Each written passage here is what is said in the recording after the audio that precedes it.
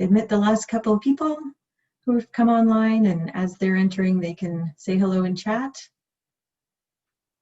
And we'll get started because, as always, we've got a pretty full agenda, and the hour tends to go by very quickly. So maybe Eric, if you can move to the next slide.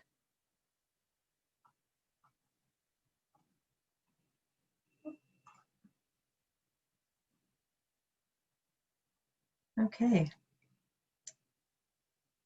Wonderful. So a very warm welcome to everybody to today's webinar. And it's focused on sharing and discussing some highlights from the recent Atlantic Summer Institute, and which focused specifically on mental health promotion, which was very exciting. I wanted to start out by just acknowledging who's on the call today. We have a few different groups joining us, in addition to the usual representatives from the funder projects. We also have a few members of the FAC MHPIF team. So if you're on video, wave, say hello. I think we're expecting, actually I saw a few extra people too, but we were expecting quite a few members from that team, which is wonderful. We have a hub consultant who I think you may have met before, Carol Adair, joining us. And of course, members of our secretariat team, including a couple of new faces, one of which you'll hear from in a few minutes, Mary Alice Jolin, as well as Renata, and an MSW practicum student, Sarah Lumia. So if you want to learn more about any of those folks, you can have a look in our recent hub update that went out just a few days ago. One person who was not able to join us today is Barb, although I'm sure she is here with us in spirit. So we'd like to start off the webinar just with an overview of the ASI and a few key messages that we thought were most appropriate for this group, and then move into a little bit more interactive conversation on some selective topics and as they relate to the MHPIF and our work. And then we'll just finish up with a few updates from the hub, and that's where we can touch base on some of the exciting events from yesterday, the ministerial announcement of the MHPIF, as well as the hub's public launch, which followed. So before I pass things over to Mary Alice to provide the overview, I just had a quick housekeeping question and just wanted to check in to see if there's anyone who's joining us by phone only today. We will be using the Menti platform as part of our conversation later in the day, and just want to make sure that we're sensitive to reading things out and providing opportunities who are joining by, for those who are joining by phone to contribute. So is there anyone joining us by phone only? Okay. Based on the participants, doesn't look like it. Looks like everyone's on computer. Okay, wonderful. That's excellent. So without any other delays, I will pass things over to Mary Alice. Great. Thank you, Lisa. So hearing about an event that someone else attended, could you fill you with some feelings like you have when your relatives want to show you all of their vacation pictures? And I mean all of their vacation pictures.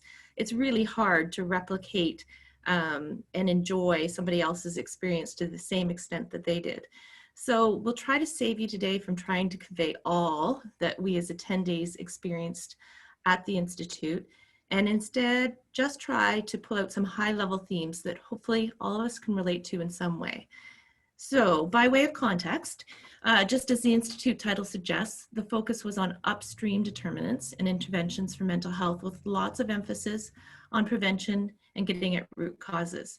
And reflecting this upstream emphasis, participants came from many sectors, including those beyond health. There was representation from education, social services, including housing and settlement services, youth-focused organizations, academia, all levels of government, as well as public health. There were approximately 125 people who attended this online event. The Atlantic Summer Institute, the ASI, did give each of us who attended from the hub a bit of a conference buzz, and we hope to share some of the things that excited us most. As is often the case, it wasn't always learning new things that got us excited. It was more so the reinforcement of what we together, the projects and the hub, are trying to accomplish, and the excitement of realizing that there's others who are pulling in the same directions that we are as well. So one of the Hub's commitments is to support existing expertise and leadership in the field of child and youth mental health promotion. We recognize that we need to understand, support, and engage existing leadership, not only within the projects, but also others with relevant experience and expertise. And the ASI was just one of those ways for us to connect with some of that expertise. So come along and hear about just a few of the things that we were most jazzed about. And I promised to squeeze 2.5 days down to just 20 minutes. And then we'll finish up with the time for all of us to weigh in on some of these themes, and especially as it impacts our work. Go to the next slide, please. Many of the speakers position their remarks relative to the pandemic. It is, after all, 2020. Trish Hennessy, who leads a project called Think Upstream with the Canadian Centre for Policy Alternatives, gave the keynote, which is available on YouTube, and it's well worth a watch. I actually wasn't around for the first evening, and so I did go back and watch it on YouTube, and it's quite a good keynote. The link to that was in the most recent Hub update. So Trish Hennessy and others noted throughout the Institute that pandemic disruptions are having dramatic consequences for mental health and well-being. She cited a recent survey that found the number of Canadians reporting fair or poor mental health has recently tripled from 8 to 24%. More than 50% surveyed indicated their mental health had worsened as a result of the pandemic. The graph on the slide from Brian Smale, the director of the Canadian Index of Wellbeing, shows the steep decline in self-perceived mental health between 2018 and 2020. And we'll want, for our purpose, to note especially the drop in the second set of bars for the 15 to 24-year-old age range.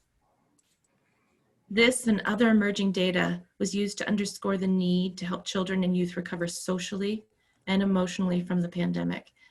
This was, as you might suspect, an important aspect of the discussion around the pandemic. And I think that many of you have noted in previous webinars and discussions that we've had the deep effects you are seeing of the pandemic on the communities you work with. Next slide. This slide shows a quote from Trish Hennessy, and it underscores a key message at the Institute. The transformational potential and the unique system-level opportunities that have been created by COVID-19. This is a so-called once-in-a-generation opportunity. So Hennessy especially couched her talk in terms of the opportunities to address inequalities that are deeply ingrained in our society. She and others shared data that indicates that income equality is a major determinant of mental health, and societies that tolerate high levels of income inequality have poor health and poorer mental health. The lower down on the economic ladder you are, the greater the chance that the pandemic has disrupted your income, putting the vulnerable at even greater risk in amplifying inequities. But COVID-19 has also been an impetus to move upstream and consider well-being and the social determinants of health. When government provided new supports to help people shelter and survive the disruptions caused by the pandemic, it illustrated the important role of government in putting wellness in front of economic growth. There's growing conviction that governments need to refocus on indicators of well-being over economic growth, that poverty reduction, reduction of serious crime, food security, air quality should be the focus of government and civil society rather than the GDP, economic growth, and balancing the books. We also heard from politicians from all levels of government who were talking about build back better. And I'm sure you've maybe heard that phrase already. And as one MP said, we should never waste a crisis to effect change. Others referred to bounce forward rather than bounce back. But that build back better was definitely a very common refrain. There's an opportunity before Canadians to benefit future generations through new public policies. This morning I was listening to the CBC radio because there was, on our local radio, there was some pickup about the announcement of the KDE Hub yesterday. So I had tuned into CBC, and the Minister of Health, Patty Hajdu, was being interviewed on the current national radio program of the CBC. And she was asked, what is your #1 priority right now? And that was in the context of several things they talked about. And her response is that her #1 priority right now is the mental health of Canadians. So there's no question that the pandemic has brought mental health and its importance to the attention of all. We're really living in a time where all of society is starting to consider issues of mental health, and we have an opportunity to really speak to mental health promotion at this time. So a strong focus throughout the Institute was on a policy brief as an outcome. And that was a theme throughout the entire Institute, some work on developing this policy brief. And that policy brief will be presented to the Atlantic premiers and federal politicians. It will undoubtedly be a call to action and add to voices saying that now is a time to focus on quality of lives and put well-being at the heart of policy development in order to get different results than we've seen recently. Next slide. So another key message that was part of the Institute is the importance of sound evidence. A policy panel that featured an Indigenous chief, the mayor of Moncton, so a medium-sized city mayor, and a federal MP highlighted that data is really important for catalyzing action and that evidence-informed decision-making needs evidence. Evidence is needed to entice people to even come to the table to start working on issues. And data on children and youth are especially poor and weakened at this time. This is one area where we can build back better, was the theme. The need for harmonized data sets was highlighted. A particularly effective group of speakers came from Away Home Canada. Away Home Canada is a national coalition on youth homelessness, and they led a workshop based on their efforts to generate evidence and survey homeless youth. Data gave them a better understanding of the who they were trying to work with, which was helpful for them to then communicate with policymakers. For example, they found that LGBTQ2S youth were vastly overrepresented in the homeless youth that they surveyed. They plan to roll out their 2019 data in phases with a focus on smaller breakout results, leading to a larger report. The first data release will focus on the racialized reality of survey respondents, as there's a lack of evidence around racialized responses to youth homelessness. Sometimes when we think about sound evidence, we think about only problem description. What's the magnitude of the problem? And this is important, and especially when we're inviting people to come around a table. But the folks from Away Home Canada made an important point that gaps in knowledge are often around the how. We already know a lot about the what and even the who, and how is now the gap. The how becomes the policy permission to fund things. Governments know there are homeless youth, for example, and now need the compelling evidence of how things can be made better. They are working on program models and trying to demonstrate them, and that's where their research is happening. They develop the model and they have permission to iterate on it, which will create resources for the rest of Canada about activities and relationships needed at the programmatic level. And hopefully all of that sounds real familiar to what we're trying to accomplish together as the MHPIF. They found that the use of stories can be really helpful to make things more real for audiences. They use data-supported storytelling to help change the meta story away from young people being the problem. Having data points helps to tell the story about the structural and systemic impacts on youth lives. They have a team that's just starting to explore how to share stories from the community and use more specific narrative to move things forward. They are also collecting stories about things that worked in COVID. This should also sounds a little familiar to us as we are trying to get launched the pandemic pivot study that we're going to do. They too recognize there's a lot of innovation happening because of the pandemic, and they want to tell these stories. I think it's important to note that evidence was described not only as useful for sharing new learnings or reaching out to others, but also as a way to improve programs as you go and to learn in real time, just feeding evidence back into what you're working on a day-to-day basis.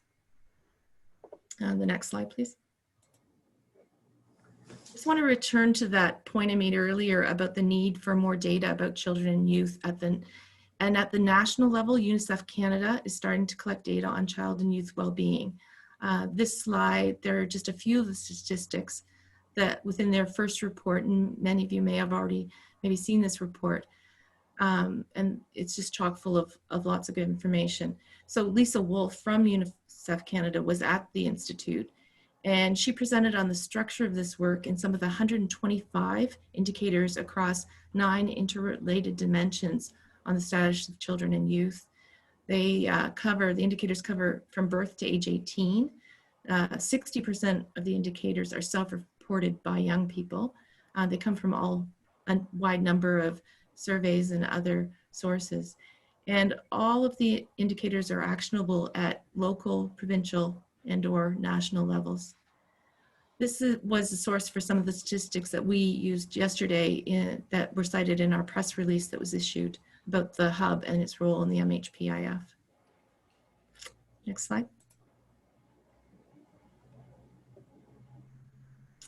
UNICEF Canada, their work evolved from the Canadian Index of Wellbeing. I don't know if many of you have heard of the CIW or the Canadian Index of Wellbeing.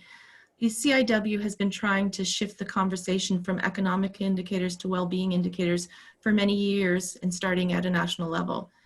Found it interesting that they have found more traction as they have started to work at the provincial and now community levels. And that leads us to our next theme, the next slide.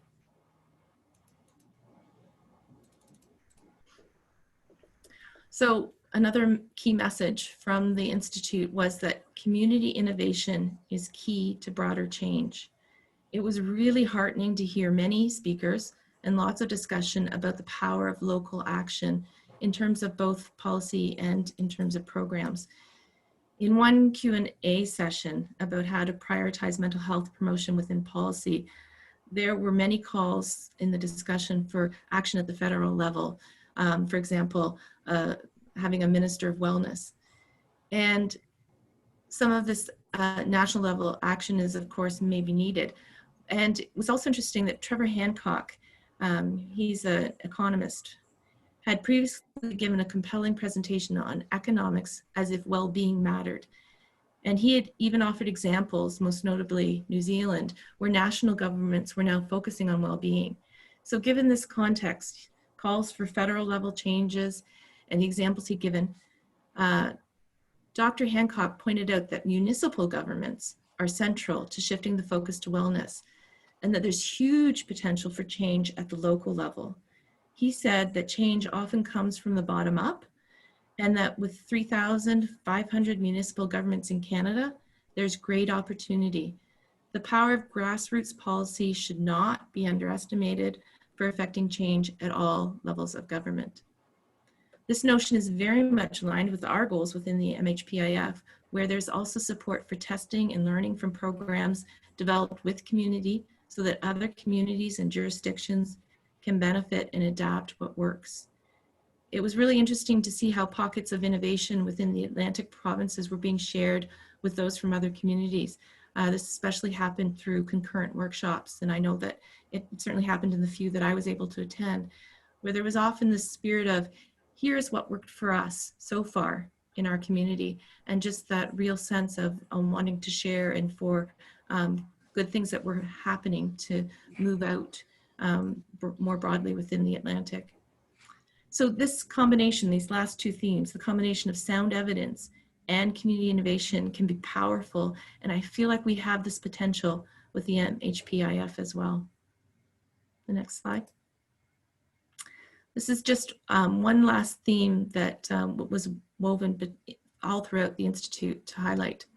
So at the ASI, we benefited by hearing directly from Albert Marshall. He coined the phrase two-eyed seeing. Two-eyed seeing is a guiding principle for collaborative work. It encourages learning to see from one eye with the strength of Indigenous knowledge and ways of knowing, and from the other eye with the strengths of Western knowledge and ways of knowing, and learning to use both eyes together for the benefit of all. Albert Marshall reminded us of the humility that needs to be brought to this. We're also really lucky to hear from Brenda Restool, and that name may be familiar to you. Brenda is a member of the Hub's Resource Collaborative, and hopefully if you have not already been introduced to her, we'll have opportunity to make that connection at some point. And while I was not in the particular workshop that she led, it was of interest to me that others stayed past the designated lunch break. And this is a conference that was all day Zooming, that the people stayed into their lunch to continue in discussion with her. And I know that the Secretariat members who attended that session were enthusiastic. She emphasized that both Western and Indigenous lenses are needed and that two-eyed seeing must be action and solution oriented. She also noted that two-eyed seeing has a stigma. The intent is to see out of both eyes, but the Indigenous lens has been ignored and out of focus for so long, it needs extra attention. Ideas of two-eyed seeing are very close to cultural safety, if that's a familiar term. In terms of mental health intervention, an Indigenous focus is strengths-based, and I know that that strength-based focus is really dominant in a lot of the projects. So strengths-based, we'll talk about life promotion, wellness, orienting and supporting a holistic vision that links past, present, future. While Western focus has traditionally been deficit-based, suicide prevention. Yesterday was World Suicide Prevention Day, preventing a negative outcome, problem-focused and present-oriented. When thinking about two-eyed seeing as it relates to youth concerns related to COVID, Brenda commented that here you also see different worldviews with a stronger Indigenous focus on collectivity, collective concern of well-being for families, communities, connections to land, community, and nation. As she put it, COVID-19 is Mother Earth speaking to us. While Western focus in terms as it relates to youth concerns for COVID-19 have been more on individual concerns, including finishing school, employment, mental wellness. One thing that Brenda said that really stuck with folks was, she said that in working with Indigenous people, she said, don't come with a baked cake. We want to gather the ingredients and make the cake together. So we're hoping to return to this topic for a full webinar at some point. So stay tuned for that. And the next slide. So before I hand things back to Lisa, I just want to open the floor for others who attended the conference. And once they've had a chance to chime in on anything that they'd like to comment on, I'll just finish up this part of the webinar with a few comments on this article from my local paper. So there were several from the MHPIF team who attended the conference and others from within the Hub Secretariat. And I just want to open, if you want to unmute yourself, if there's anything you want to add at this time to comment briefly on the themes that I have already highlighted or others that you thought were really prominent. And then we'll move on, after I make a few more comments, we'll move on to the full group exercise.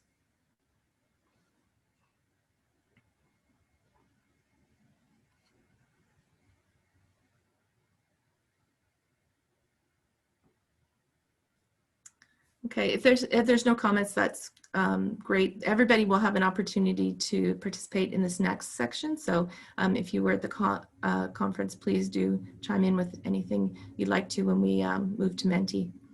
So I noticed this newspaper article literally on the way to my recycling bin last week. I have to admit, I don't read my local paper from cover to cover normally, but I happened to catch this headline, which I thought nicely punctuates many of the things that I've highlighted today.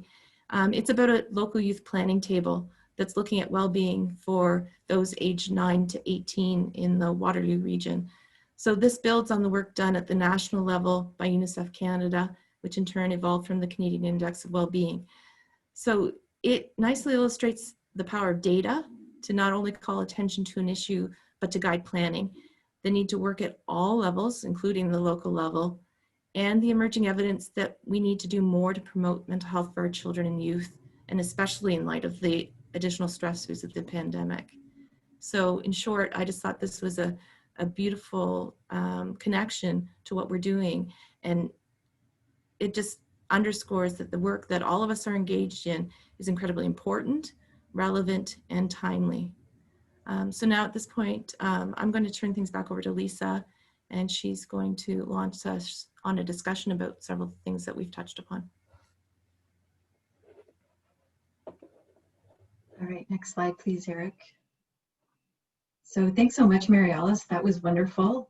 It was making me excited just to hear you talk about some of the themes and revisiting some of the sessions. And in my head, it really was a fantastic opportunity You're right, Lisa. It was a really amazing opportunity and really valuable. Thanks for that. So we also wanted to provide an opportunity to explore a few of these key themes that were present at the Institute, and for us all to be able to share some reflections on these topics, including how they might be relevant to the MHPIF and to each of us. So as Mary Alice mentioned, one of the really inspiring themes, or maybe just for me anyway, was around the potential for transformative change at this time in history. As Mary Alice spoke to, many of the speakers at the Institute positioned their remarks relative to the pandemic and some of those unique system-level opportunities that have been created by COVID-19, including potential to address inequalities and other social determinants of health. And we have seen some impetus to move towards a more upstream approach and with more of a focus on those things like well-being and the social determinants, including the shift most recently this spring by the new government supports that helped people to shelter and survive during the pandemic, as Mary Alice mentioned. We also heard about examples in other countries of transformations and shifts towards more of a focus on well-being. So the first question that we thought we would focus on is just reflecting on what transformations each of you most hopes to see coming out of this moment in time. And for this question, please feel free to think broadly about changes and those that are most salient from your perspective. It could be structural changes that impact mental health and well-being, addressing systemic issues or inequalities, whatever is most salient to you. So that's the first question. The second question relates to what we heard referenced quite a bit at the Institute about building back better and never wasting a crisis to affect change. So this focuses on what are some actions that the MHPIF, the projects Hub and FAC can take that will support bouncing back better in terms of mental health for children and youth. So, thinking about changes to ways of thinking or working, or maybe responses to COVID that have resulted in improvements, lessons or learnings, conversations, connections, those types of things. All answers are good on this one as well. So we'll discuss these two questions one at a time, and using Menti to allow people to share their ideas and thoughts. And some of you who have been on previous webinars will be familiar with this. So this slide provides the link to Mentimeter, or Menti, and that's where you'll be able to see the questions and add your thoughts. So the link is on the screen. You'll also be able to see that posted in chat. So you'll need to open a web browser on your phone or your computer and use that link and code. And once you enter the code, you should be able to see the first question. So I'll give everyone just a minute to transition. And just while you're getting there, we do encourage everyone to post at least one idea for each question. That includes everyone on the call, both projects, members of the MHPIF team, Hub Secretariat team, consultants. Everyone's input would be great. Of course, we welcome as many responses as you'd like to add, and preferably adding one idea at a time and hitting submit after each one. So we'll provide a minute or two for everyone to start out solo, to think about and enter your ideas. And just noting, if you if you prefer to add your ideas in French, Eric would be happy to assist with any translation. And for anyone who's having any issues with connecting or adding their ideas, please use the chat or just unmute yourself and let us know, and we'll try to help out.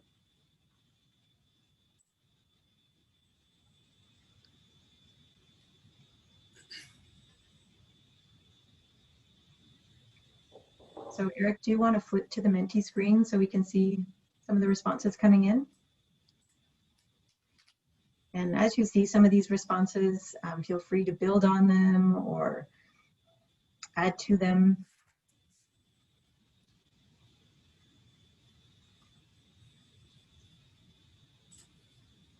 So some great ideas coming in.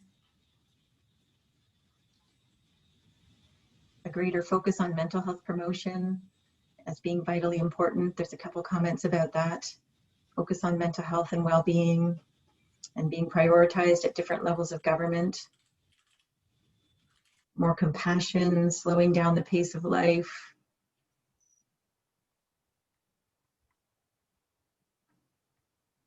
Universal basic income. That's definitely one that was brought up at the ASI.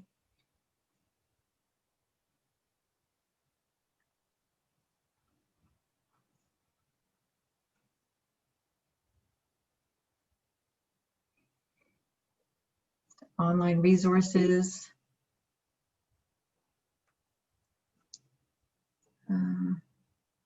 Fair practices in eviction hearings. And improved access to supportive housing options. Wow, this is some really great stuff. And again, a lot of it really is in line with what folks were talking about at the symposium. Greater networks being built for child and youth mental health. Social determinants of mental health being taken more seriously.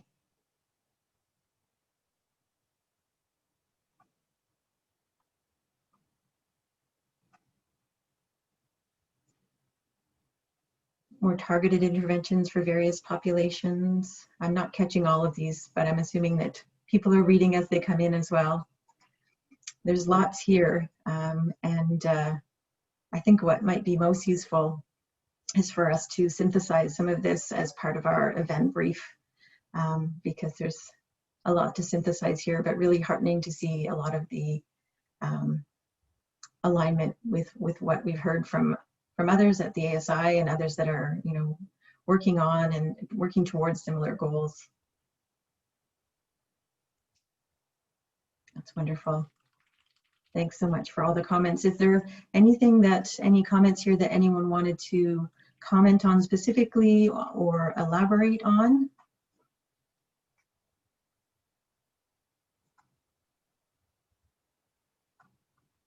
Feel free to unmute yourself if you wanted to add anything. Anyone that attended the symposium, if anyone wants to comment. Eric, perhaps you might want to translate the comment in French there as well. Yeah, so that comment there, just to say it in English, is that services for mental health promotion and interventions are recognized as essential services that need to be pursued even during the pandemic. Excellent. Wow, this is great. Love the momentum here. It's wonderful. The other thing to mention too that Trish Hennessy spoke to was, excuse me, a just recovery plan that has just been developed recently by Policy Alternatives.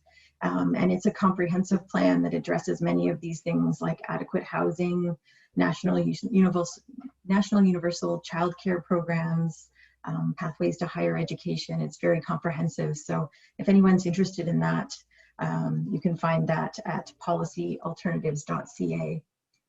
And it does speak to many of these issues that are coming in.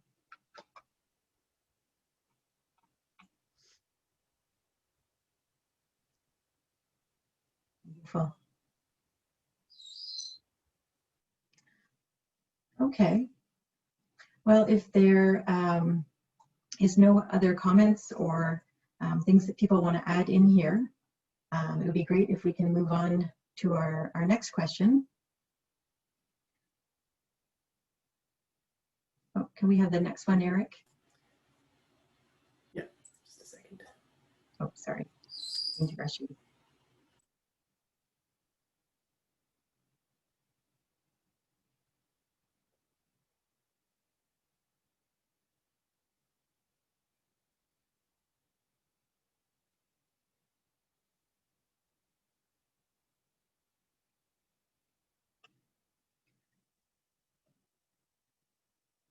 Okay, wonderful. So this is a little bit more specific, as I mentioned, and just thinking about what each of us can do from our perspectives to help to bounce back better. Lisa, I'll just chime in to say that if you're on Mentimeter and you don't see this question, you might need to hit next slide. It's a blue square at the top of your screen. Thank you, Mary Alice. So again, we'll give you a few minutes to think about this one and to start to enter your ideas.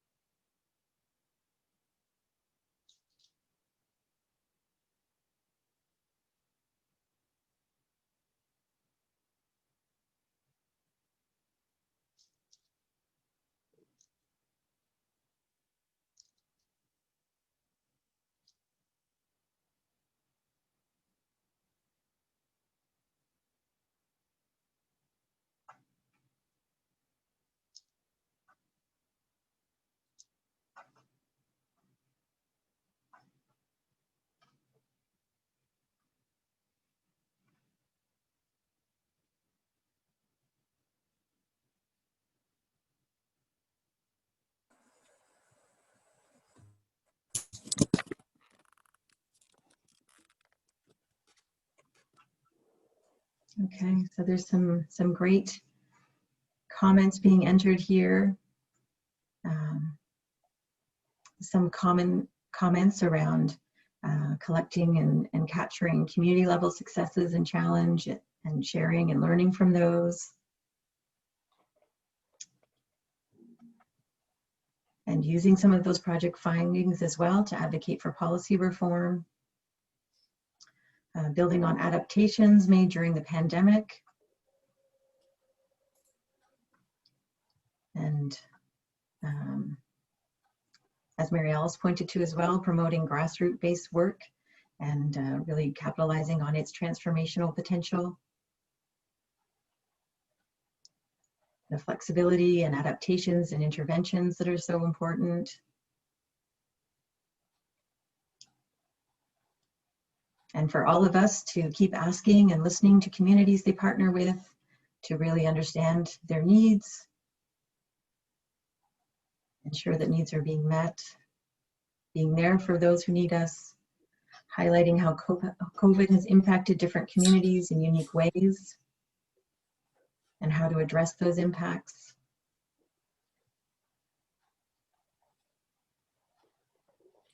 Collecting real-time data during the pandemic for future learning.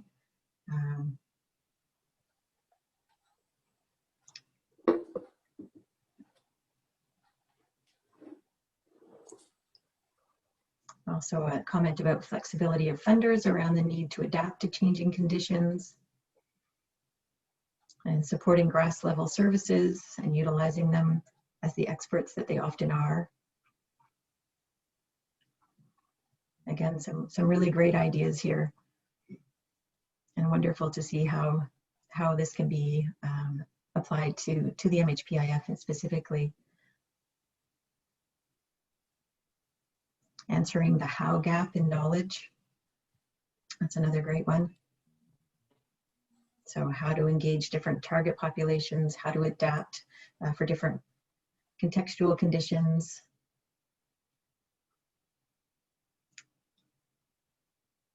Lots of focus on being flexible and it's extending timelines, being adaptable. A couple of comments around focusing on storytelling and using stories to compel action.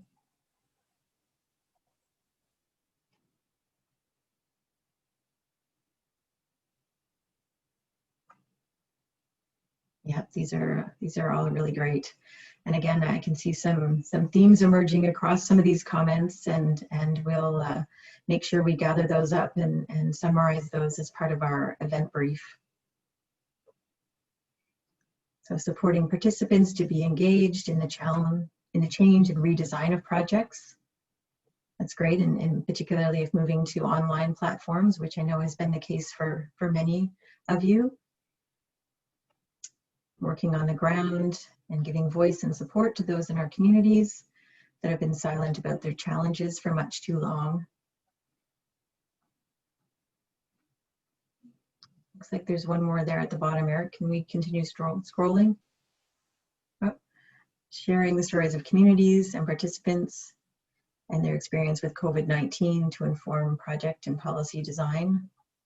So again, I think some of these things are at project levels, and there are also, I think, some things being highlighted as new development that may be across projects and things that could be facilitated by the Hub, or some things relevant to the pandemic adaptation study as well that's underway. So that's a really great example.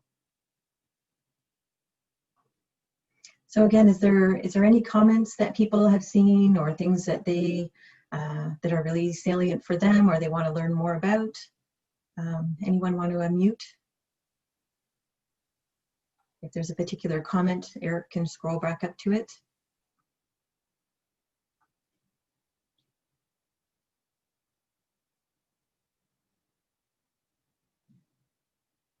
Again, some really rich ideas here. And wonderful, great thinking about what this might look like as we bounce back better. Okay, well, thank you so much for adding your insights and thoughts on this.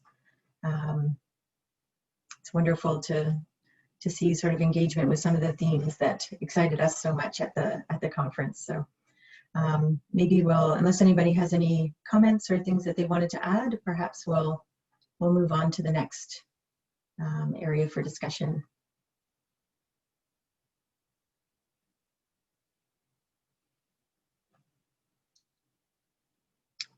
Okay, so the second theme that we'll focus on as part of our discussion today is really around knowing the value of evidence and data.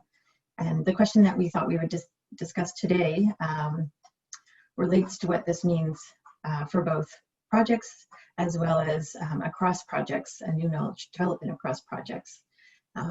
You'll see the quote on this slide. This is from the presentation that Mary Alice mentioned from Away Home Canada, who focuses on youth homelessness and the value that their data has had at policy-making tables, but also to practice shifts. And it's provided for them a really great understanding about the who, which was helpful, as well as how to engage with these different, in particular, subpopulations who may have different needs, and developing solutions that were adapted to local and cultural contexts. And this part of this presentation really resonated in terms of thinking about the MHPIF and the types of data and opportunities for developing new knowledge, both within and across projects, especially in this first phase. So this theme was really woven through many other sessions, and Mary Alice pointed to many of those, and just the importance of data for bringing decision makers and others to the table, being able to tell those evidence-informed stories and compelling action. So knowing the value of this evidence and data, the question that we thought we would discuss today, again, relates to what does this mean for individual project evaluations? And that's both, process and outcome evaluations, even some of the implementation tracking data that you may be generating or monitoring of your context. These are all types of data that could have value. And then as well for new knowledge development across projects, and that the Hub might facilitate. So this question is really about what kind of data and evidence will be important and for what purposes. So we'll transition back to Menti, and you should be able to see this next question in your browser. Again, we'll give you a minute or two to add in your ideas.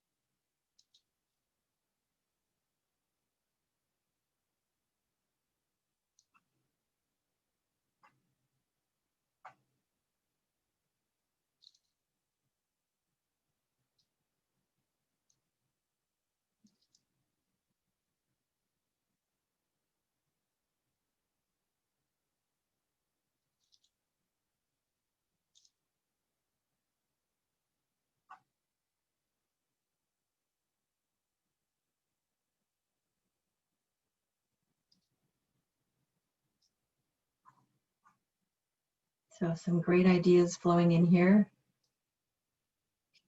Eric, can you scroll back up to the top there just for a minute? Awesome, okay.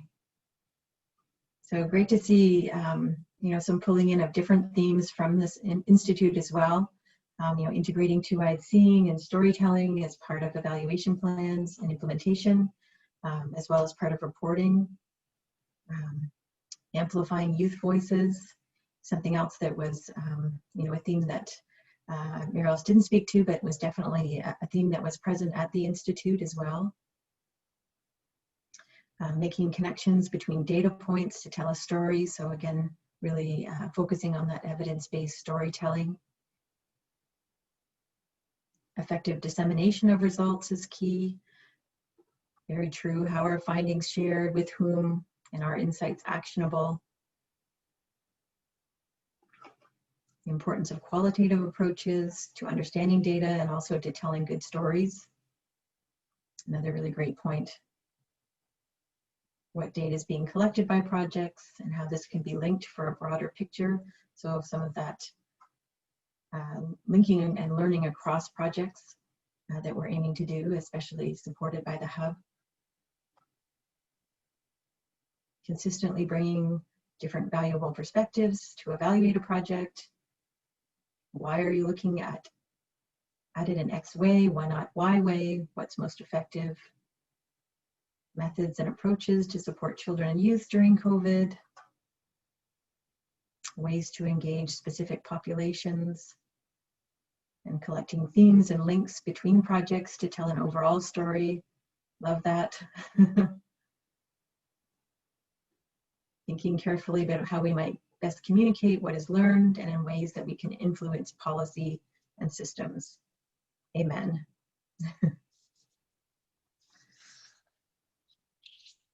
Yeah, lots of support for amplifying youth voices.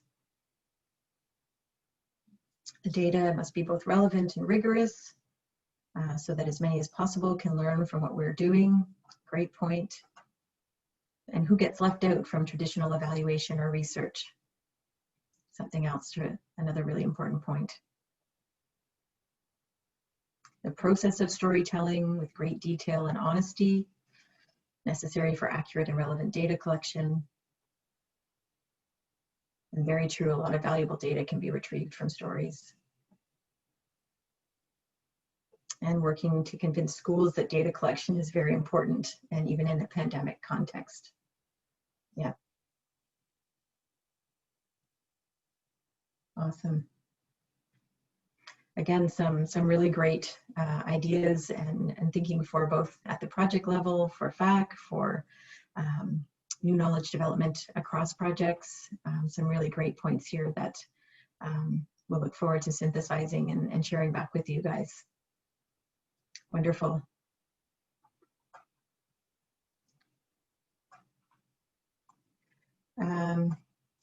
We did have one more question, but I'm wondering if in the name of time, we might not have enough time to address another issue. You may have seen from the slides, it was around the power of local action and how the MHPIF can contribute to a bottom-up approach in Canada. So, you know, this may be a conversation for another day, and certainly if it's of interest, we can bring this back to one of our discussion groups or another time that we're able to connect, or even on the online forums as well would be another option. So maybe at this point,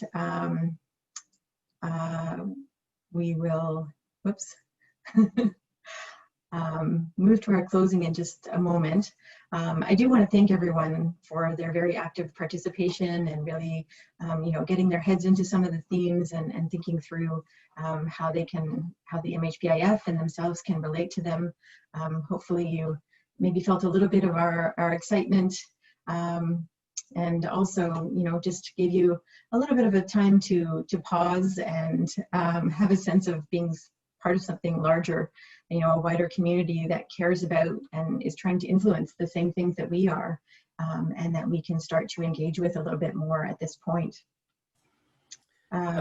Sorry, Lisa, just maybe one thing worth mentioning about resources coming from The ASI, we have collected, the relevant resources, and we'll present them in no way on the website. But if there is something in particular that you heard from Mary Alice's presentation, or even anything that might have come up in the discussion that you'd like to, see if there is any relevant materials from the ASI, we'd be willing to share those ahead of time before they're actually prepared on the website. So feel free to connect with us if there is anything in particular you'd like to learn more about.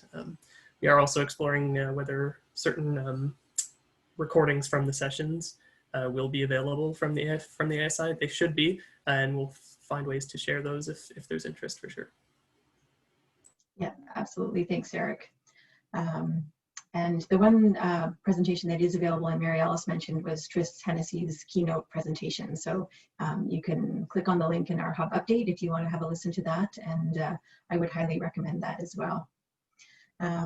So we will keep you updated as well on any follow-up from the ASI and the policy brief as that moves along, and as well as any ways that the MHPIF might build on or amplify that work that's happening in the Atlantic region. So if nobody else has any other questions, maybe just I'll move on to a few quick updates from the Hub before we close. So we did mention the week for the symposium on our last webinar, but we did want to just follow up. We've tentatively scheduled some specific dates within that week. And the plan is to kick off the evening of January the 25th, followed by 2 partial days on the 26th and the 27th. And I think that's a Monday, Tuesday, Wednesday. So we will share more information about the event soon. Of course, it will be virtual, and we'll also send out some meeting invites shortly to hold the dates in your calendar. So going forward, the regular Hub webinars will continue to take place once a month, and those will also be supplemented with opportunities for small group discussions on topics of interest. On our last webinar, we heard that that might be of interest, so our next webinar will focus on that. We would welcome any ideas from you on topics that you'd like to discuss on the 23rd or beyond that. Feel free to put them in chat today if you've got some ideas off the top of your head, or to follow up with the Hub Secretariat after the webinar at any time.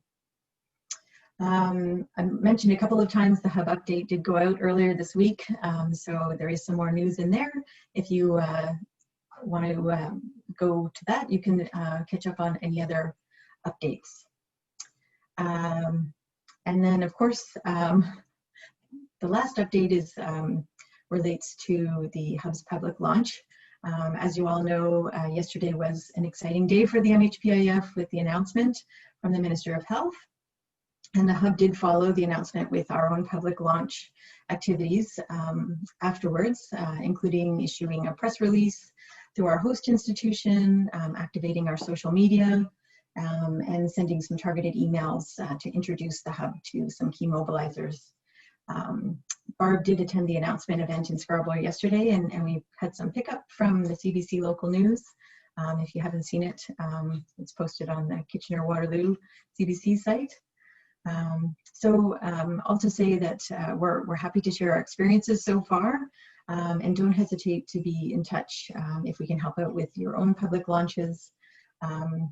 Also to note that there are templates posted in the public announcement forum on the Hub website, so feel free to visit that and have a look at those. And we welcome any follow-up from you as it might be helpful to you. So other members of the Secretariat, are there other things that you would add or that I missed?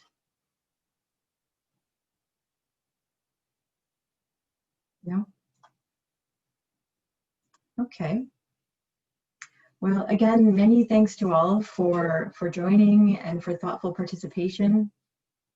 As always, you can expect an event brief summarizing this webinar, and it will be posted to the Hub the Hub website in the next couple of weeks, and available to others who might not have been able to join today. So happy Friday to all, and enjoy your weekend. Oh, it's lovely to see everyone's faces. Thank you for dropping the slides, Eric. Thanks for joining, everyone.